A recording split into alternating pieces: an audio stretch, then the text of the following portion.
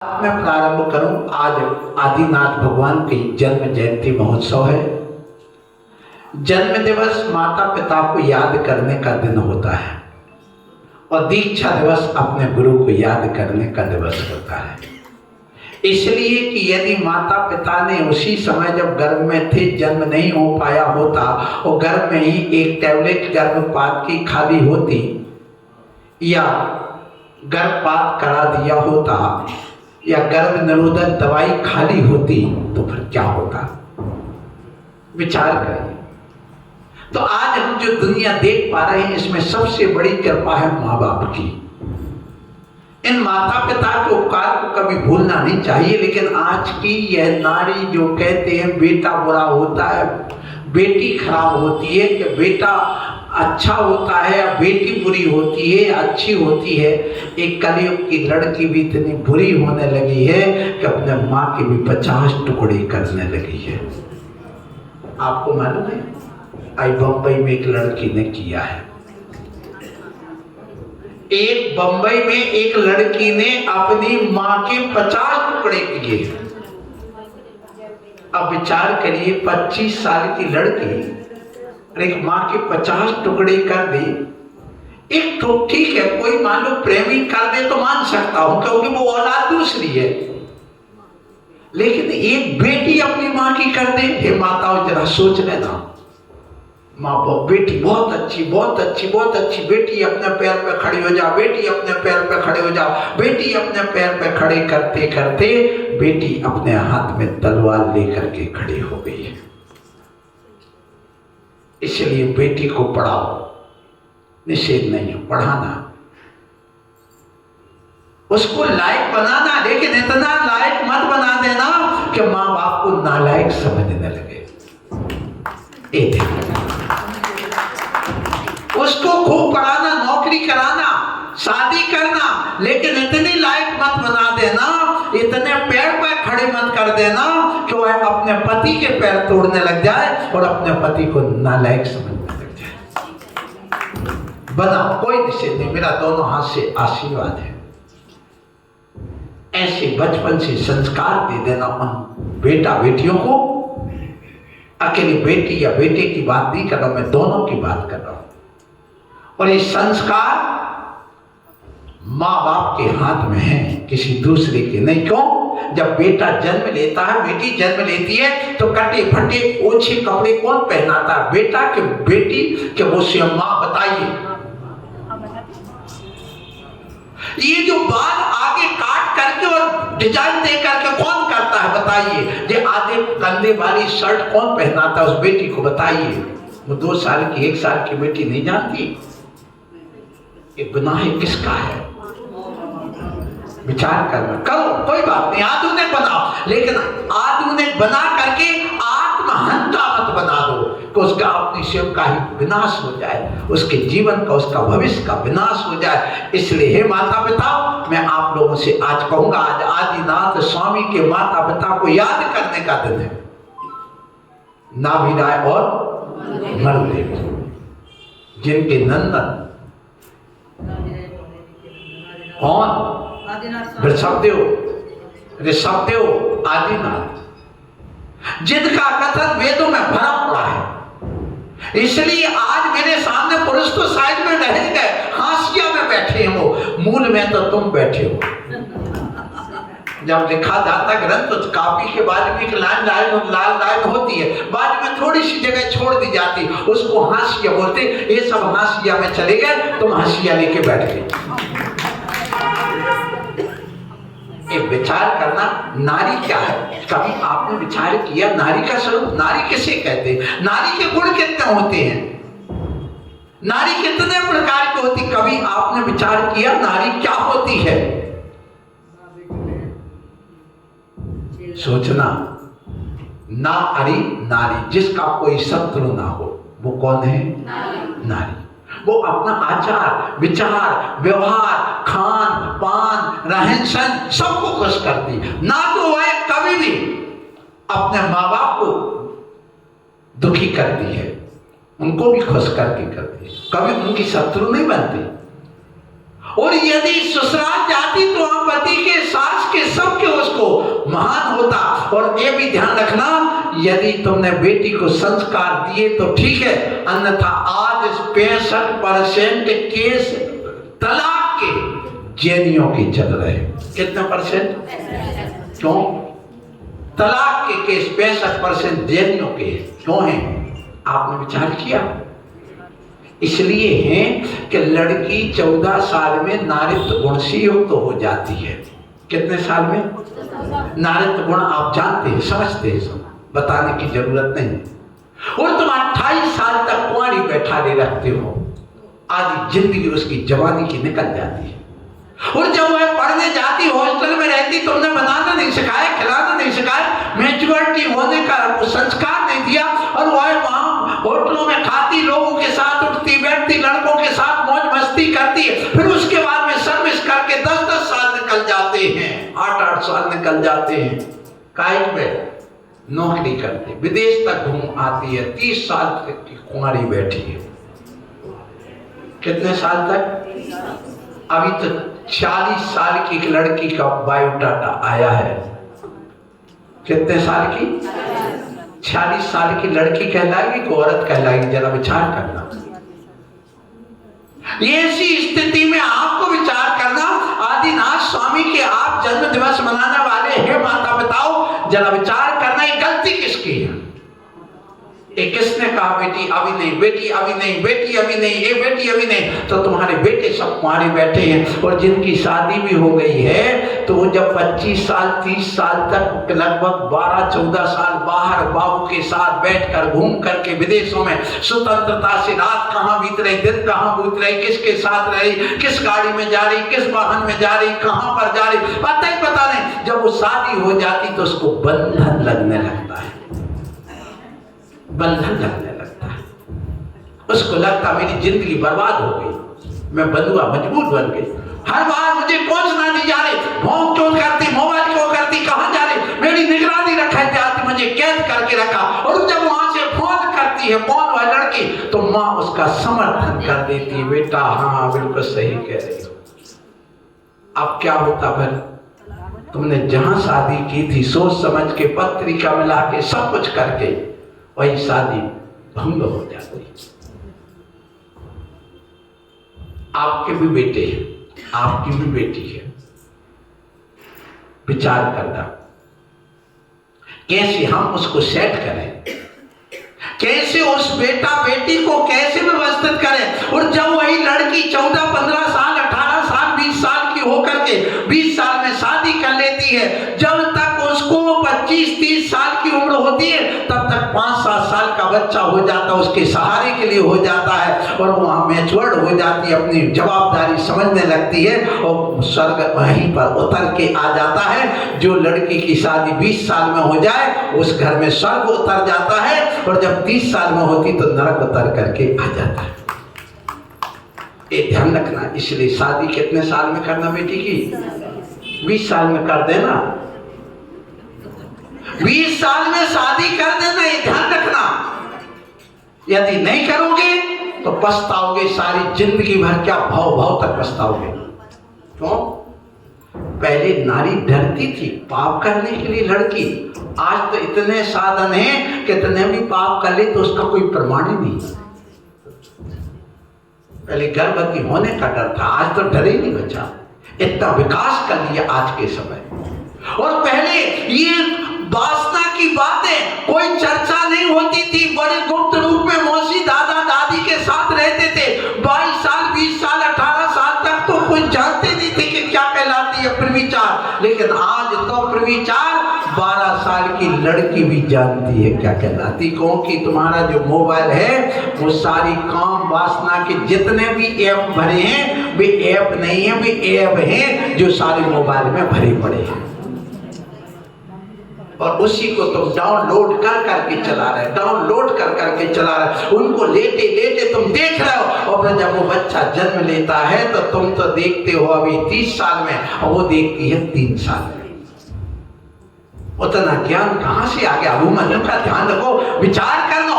उसकी माँ ने घर में क्या संस्कार दिए, तुम क्या संस्कार देते हो, जरा सोचना। लेटे लेटे बैठे बैठे सोचना ये गलती किसकी हो रही है, कहाँ से ये गलती आ रही है। अभी तो तुम्हें नारी के गुण पता नहीं, नारी जरूर बनी बैठी हो। बताइए किसको मालूम है अरहंत के गुण कितने होते हैं?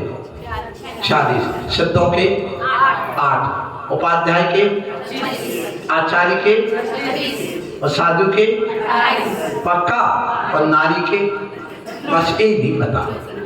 हमें साधु के पता है, आचार्य के उपाध्याय, लेकिन हमारे नहीं पता। इसलिए तो आज ये गड़बड़ी हो रही। हम अपने आप के गुणों को, हम अपने आप को जानने की कोशिश नहीं करते, हम पर को जानने के लिए पड़े हैं आज तक। इसलिए इस जैन समाज का विघटन है, इस जैन समाज का पतन है। आज जैन समाज की नारी पूरे बाल खोल कर उघाड़े शरीर में घूम रही है, जहां देखो उधर। यदि हम कहते वो तो युग आ गया है, ध्यान रखना युग कौन लाया है? फिल्मी दुनिया लाई है। जितने फिल्मी दुनिया के एक्टर बैठे हैं आपको मालूम है, उनमें जितनी भी लड़की होती वे सारी हिंदू की लड़की होती हैं, और उनको ऐसा प्रदर्शित किया जाता है, ऐसा प्रदर्शित किया जाता है कि जिसकी कल्पना आप नहीं कर सकते। और उस फिल्म के माध्यम से प्रदर्शित करके और तुम्हें जागृत किया जाता है कि तुम्हारे बेटा बेटी भी ऐसे ही घूमे,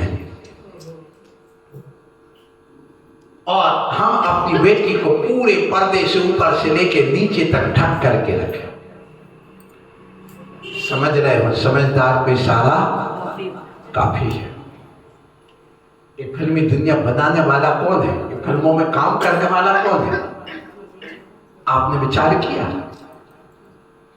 महिलाओं में अधिकांश हिंदू लड़कियां और पुरुषों में अधिकांश मुस्लिम लड़के। आप देखिए, चाहे अमजद खान हो, चाहे शाहरुख खान हो, चाहे कौन सी खान हो, पता नहीं कितने कितने भरे पड़े हैं। विचार करिए थोड़ा सा, क्या हमारे बच्चे संस्कार ले पा रहे हैं धर्म के? क्या वो यहाँ आना चाहते? बिल्कुल नहीं आना चाहते। क्यों? क्योंकि तुमने उनके हाथ में मोबाइल दे दिया। बिगड़ने के 3 साधन है। कौन कौन? मोबाइल, मोटर और मनी। कितने? 3 मकार। आज की दुनिया के यही 3 मकार है बेटी के लिए। पहले मध्य मधुमास था मकार के रूप में, आज ये 3 मकार हैं लड़की को बिगाड़ने के। मोटर, मोबाइल और मनी। बस उसी में आज की लड़की बिगड़ रही। ये तीनों साधन दिए कि नहीं, बेटी को जितना पैसा चाहिए लो, जो मारा, जो गाड़ी चाहिए, जहां जाना जाओ। बेटियों को मैं निंदा नहीं कर रहा हूं, ध्यान रखना, हे माता निंदा नहीं कर रहा, मैं हकीकत कह रहा हूं। क्योंकि अभी एक जैन लड़की ने अपनी माँ के 50 टुकड़े किए, पता है, सारे टीवी पर बचा गया है। विचार कर रहा, क्या उसके लिए हम कहेंगे? क्योंकि आखिर ये सब फिल्मी दुनिया आदि को देख देख करके, मोबाइल को रह रह करके जो छूट देती, जा बेटा मोटर ले जा, जा कार ले जा, जा बेटी बेमनी ले जा, जा मोबाइल ले जा, और जहां तुझे घूमना हो जा। लिव इन रिलेशन, बिना शादी के पति पत्नी बन करके रहने की जो तुमने की है, इसका विरोध होना चाहिए, इसका विरोध होना चाहिए। यदि तुम शील और संयम का पालन करने वाली दिगंबर जैन या जैन धर्म में अनुयायी, यदि तुम ब्रह्मचर्य को जानती हो, शील और संयम को जानती हो, दाम्पत्य जीवन को जानती हो, स्वाधार संतोष व्रत को जानती हो, पतिव्रत धर्म को जानती हो, तो इसका विरोध होना चाहिए। तब तुम्हारी बेटियां सुरक्षित रहेंगी और तुम्हें सुरक्षित छोड़ेंगी, नहीं तो तुम्हारी भी जिंदगी अब खतरे में है। सुन रहे हो? आदिनाथ भगवान का आज जन्म कल्याणक है। ये माताओं, अपने गुणों को समझो, अपने आप को समझो। नारी कौन सी बात होती, नारी कितने प्रकार की होती। आज जो नारी की बात करूं कि नारी जो हमारे यहां पर कही गई है, उसमें प्रियम बदा नारी हर कोई बन जाता। नारी के प्रकार बना रहा हूं, 7 प्रकार की नारी। कितने प्रकार की? प्रियम बदा नारी कौन? जो मीठा मीठा मीठा बोल बोल करके शेर शायरी और दुनिया के जा करके जाओ ट्रेनिंग करके आओ, कैसा बोला जाता है, कैसे रिझाया जाता है, कैसे दुकान चलाई जाती है, कैसे कैसे उनको बस में किया जाता है, ये जो सिखाया जा रहा है मीठी मीठी बातें दे करके दूसरों को रिझाने को, उसको कहते प्रियम बदा नारी। वो आज की लड़की बनना चाह रही है। दूसरी आती है चंद्रमुखी नारी। कौन चंद्रमुखी नारी? जो बस थोड़ा सा देखा, सुबह से उठी, पानी लिया और फेयर एंड लवली ली,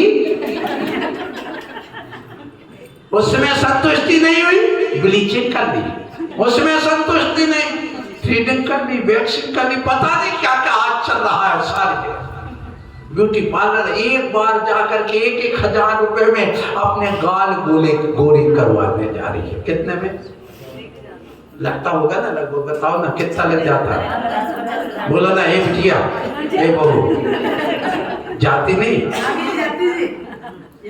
विचार करना। 1,000 में एक बार का अकेले मेकअप 1 घंटे के लिए ये थोड़े थोड़े गाल करते हैं लाल लाल। अरे हमारे साथ धूप में चलो, अपने आप मेकअप हो जाएगा, तुम्हें ये सब कराने नहीं पड़ेगा। ये गाल अपने आप लाल हो जाएंगे, ओठ लाल हो जाएंगे।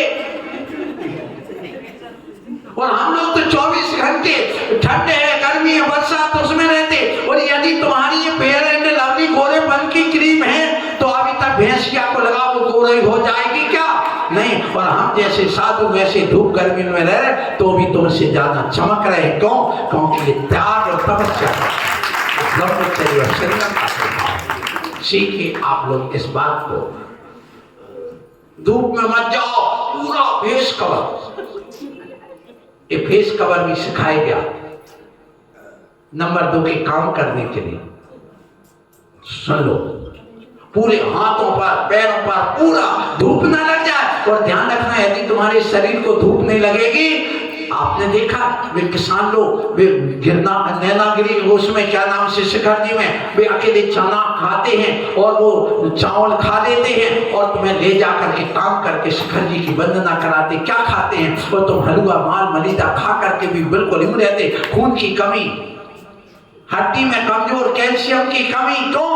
क्योंकि तुम धूप नहीं लेते हैं। जब हम अपने शरीर में धूप पड़ती है तो हमारी ये चमड़ी चमकने लगती है। जब धूप पड़ती है तो हमें विटामिन डी मिलता है। विटामिन डी मिलने से हमारी ओएम प्रणाली, एंजाइम प्रणाली सक्रिय हो जाती है और ग्लाइकोजीन हमारी टूटने लगती है और जो चर्बी रहती है वो टूट टूट करके हमारे लिए ऊर्जा देती है। और जो हमने भोजन किया है, चाहे वो दूध हो चाहे फल हो कोई भी, तो वो हमारा कैल्शियम और आयरन तभी पचता है जब हमें विटामिन डी धूप से मिलता है। और जब हमें पच जाता है तो हमें कभी खून की कमी नहीं होती है। लेकिन जो बिना धूप में रहते उनको हमेशा खून की कमी। अब पिलाओ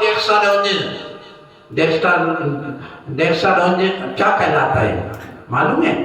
स्लेटर हाउस का पूरा जो बॉटल आती है आपके यहाँ पर, कहाँ लड़की को, महिला को खून की कमी हो गई, एक बोतल दे दो, पीना चालू। तो डेक्सारोंजिन पड़ना पीना चालू रहती। वो स्लेटर हाउस का सीधा उन पशुओं का खून होता है जिसको फिल्टर कर करके तुम्हें पिलाया जाता है। क्या पी रहे हो बोलो? इसलिए धूप में जाओ ना, धूप में रहो ना, थोड़ी चमड़ी काली हो जाए कोई बात नहीं। तो आज की नारी चंद्रमुखी नारी बनना चाहती है, चेहरा बिल्कुल चंद्रमा जैसा चमकता रहे। तो दूसरी प्रकार की नारी, तीसरी प्रकार की है निर्मला नारी। क्या है निर्मला नारी बताओ? जो बस थोड़ी सी बिस्तर गंदी हुई तत्काल धोया, कार गंदी हुई तत्काल धोई, जमीन गंदी हुई तत्काल धोई, चादर गंदा हुआ तत्काल धोया। मतलब 24 घंटे घर की सफाई में, निर्मल बनाने में चली है। सुबह से शाम तक बिल्कुल ये पर्दा वो पर्दा, ये वो सब, उसके लिए उसी में पूरा टाइम जाता है। वो कौन सी नारी है? निर्मला। अब देख लेना तुम कौन सी नारी हो, कि सब तुम्हारी गुण भरी है तुम्हारी अंदर। फिर आता है, सुन लो, रसवंती नारी। रसवंती नारी कौन सी है? जो जायकेदार भोजन बनाते, सरिता पड़ेगी, गृह शोभा पड़ेगी, वो पढ़ पढ़ के नई नई डिश निकालेगी और निकाल करके लो, अब ऐसा टेस्ट, वैसा टेस्ट, ये टेस्ट, वो टेस्ट, सारे टेस्ट उसके। मतलब ये है कि वह दिन भर खाने पीने की डिश बनाने में और करने में लगी रहती है और अवश्यम भोजन में लगी 24 घंटे, वो नारी कौन सी है? रसवंती नारी। कितनी हो गई? 4 हो गई। फिर एक आती है नारी ज्वालामुखी नारी। कौन है ज्वालामुखी? है? पति ने कहा पानी लाओ, देखने ने फूट गई का पानी, तुम भर के पी लो ना, भर के पी लो ना, दिखने ना मैं आटा गूंथ रही हूँ। माई को कुछ हो गया, क्या कह रहा हूँ? वो कौन है? वो बेटे ने कहा मम्मी पानी है पी ले, वो रखा ना। ए पप्पू के पापा इधर आ। मतलब आर्डर चला रही है, गुस्सा दिखा रही है। और आज की नारी यही चाहती है कि मेरा घर में बस होल्ड मेरा, और पति बोल्ड। और फिर कहती पति कैसा है पोंगा, कुछ जानते नहीं। ये भी मिल के ना। तो आप लोगों को आज ये समझना है कि आप अपने जीवन में क्या नारी के गुण से युक्त हो, क्या नारी के प्रकार जानते हो, क्या नारी की शोभा जानते हो। नारी की शोभा किसमें होती? तो कितने प्रकार की हो गई। फिर आती एक नारी अंग प्रदर्शनी नारी। कौन सी? यहाँ से कटा, वहां से कटा, वहां से फटा, ये खुला वो खुला, सब देख मुझे। और ये सारी नारियों में एक अंतिम नारी है जिसका नाम है मानुषी नारी। कौन सी? मानुषी नारी वह कहलाती है जो मर्यादा में रहती है, शील संयम का पालन करती है, जो धर्म कर्म में अग्रणी रहती है, जो बचत करती है, जो अपनी पूरी अपनी इंद्रियों को वश में करके पतिव्रत का पालन करते हुए बच्चों को संस्कारित करती है। मुनि आ जाए बड़ा हर्ष होता है, चौका लगाने के लिए हमेशा तैयार रहती है, पूजन पाठ में प्रवचन सुनने में हमेशा आगे रहती है। ऐसी नारी मानुषी नारी है। और ऐसी नारी 6 गुणों से युक्त होती है। तो नारी के गुण कितने हैं? 6। कौन से? कौन से 6 गुण? सुन लो। कार्ये सुमंत्री, वचने सुदासी, भोजे सुमाता, शयने सुरंभा, धर्मानुकूला, क्षम्या धरित्री, सत्वी गुणै स्त्री, कुलतारिणी स्यात्। जो 6 गुणों से युक्त होती है वह नारी कुल को तारने वाली होती है। कौन से 6 गुण? कार्य सुमंत्री, जो कार्य करने में हमारे हमेशा मंत्री के समान। जैसे राजा ने कहा जाओ बॉर्डर पे तुम्हें खड़े होना है, शत्रु से लड़ना है, बिना कुछ कहे तत्काल जाता है। ऐसे घर में आर्डर मिला सास का, घर में आर्डर मिला ससुर का, घर में आर्डर मिला देवर का, घर में आर्डर मिला पति का, तत्काल खड़ी। हाँ लीजिए, क्या चाहिए? पानी लीजिए, हाँ साबुन, हाँ लीजिए, पानी, हाँ लीजिए। कोई बिल्कुल बिना कुछ कहे तत्काल खड़े। कार्य सुमंत्री, कार्य करने में किसके समान? मंत्री के समान। वहां कोई तर्क नहीं करेगी, तत्काल खड़ी है। उसका जीवन उसके लिए, क्योंकि नारी संस्कारों की जननी है। नारी हमेशा ये ध्यान रखना संस्कृति की सूत्रधार है। जैसी संस्कृति बनाना चाहे तो वो नारी बनाती है। इस संसार की आधारशिला है तो वह नारी है। बच्चों की यदि भविष्य की कोई कुंजी है तो वह नारी है। ये ध्यान रखना। वो नारी माँ के रूप में हो सकती है, बहन के रूप में हो सकती है। नारी यदि कोई है तो एक पवित्र ज्योति है। और सुनिए, नारी एक ममता और प्रेम की मूर्ति है। नारी शील, उसका संयम, शील और संयम ही उसकी सुंदरता है। इसलिए वह अपने व्यक्तित्व का निखार लाती है। तो व्यक्तित्व का निखार लाने वाली वह नारी कार्य सुमंत्री, कार्य करने में हमेशा कैसी होती है? मंत्री से। वचने सुदासी, वचन बोलने में किसके समान? जैसे तुम्हारे यहाँ नौकरानी होती है, आती है और वो आपके बर्तन धोए और मान लो बर्तन में पीछे कुछ काला काला लगा रह गया और उसने कहा कि देखो कैसे कपड़ा वो धोया तुमने बर्तन, ऐसे कपड़े धोए। हाँ मार्केट गलती हो गई, वो मेरा बेटा आ गया था, मैं उसको देखने लगी थी, उसको मैंने कुछ दिया था इसलिए मैं देख नहीं पाई, मैं फिर से धो देती हूँ। मार्केट माँ क्षमा करो, कोई बात नहीं, हम फिर से धो देते। तुम्हारे नौकर लगे क्या? ऐसा बोलती है क्या? तो जैसे एक दासी मीठे मीठे वचन बोलती है, वैसे एक नारी हमेशा मीठे वचन ही बोलते हैं। गले में फांसी भी लग जाए तो भी उसके गले से कभी भी कड़वे शब्द नहीं निकलते। क्या तुम्हारे अंदर ये गुण है? दूसरा गुण वचनेषु दासी, वचन बोलने में किसके समान? दासी के समान। यदि दासी के समान नहीं बनोगे तो तुम्हारे शत्रु बन जाएंगे, तुम नारी नहीं कहलाओगे। नारी जिसका कोई शत्रु नहीं वो को नारी है। यदि तुम ऐसे शब्द नहीं बोलोगे तो तुम्हारी जिंदगी बर्बाद हो जाएगी और तुम्हारा परिवार का विनाश हो जाएगा। इसलिए कहा गया वचनेषु दासी और भोज्येषु माता। भोजन कराते समय पत्नी बन के कभी भोजन नहीं कराना। और तुमसे कहूंगा, सुन लो राजू, क्या नाम? राजेंद्र भैया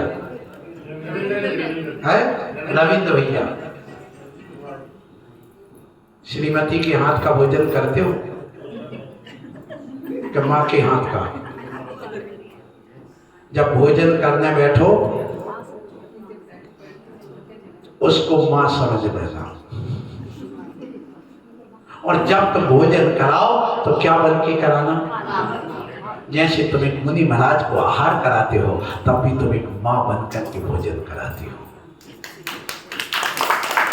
तुम्हारे अंदर जैसे बच्चा तुम्हारी गोद में स्तनपान कराते हो, विकार होता क्या? नहीं। ऐसे एक दिगंबर साधु तुम्हारे सामने खड़ा, विकार होता क्या? नहीं होता।